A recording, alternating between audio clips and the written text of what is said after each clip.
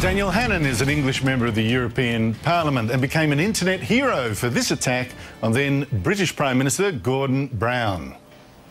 The truth, Prime Minister, is that you have run out of our money. That clip got nearly 3 million hits. Hannan is now one of Europe's most influential Conservative politicians and is here on a speaking tour. Daniel, thanks for joining me. One dream of the left is for a kind of one world government, a super United Nations. Have a listen to our Greens leader, Bob Brown.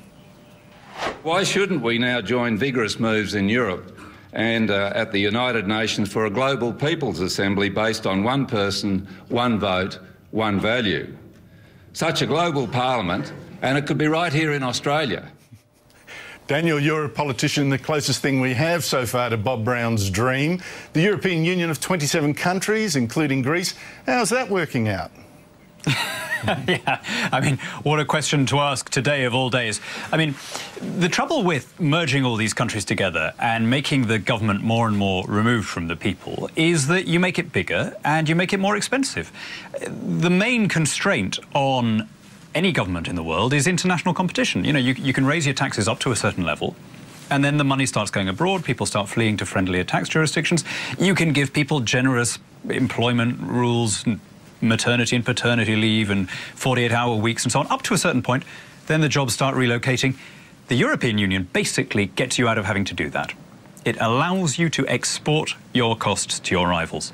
And that has made government more and more expensive, and you end up where we are now. Our treasuries are empty, our credit is exhausted, the money's run out.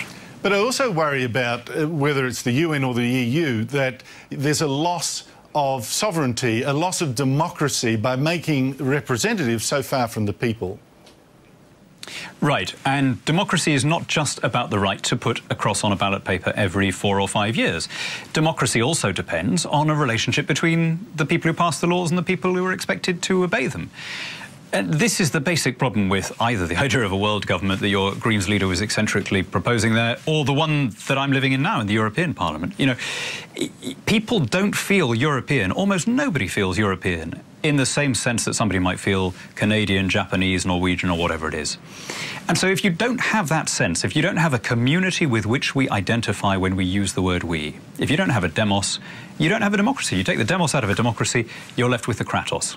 You're left with the power of the system that has to compel because it can't ask. We look at Greece right now, you see riots in the street, you see a Greek Prime Minister who was selected by outside organisations, European organisations, not elected by the public, and you see the European Union wanting control over their budgetary process. That's not democracy.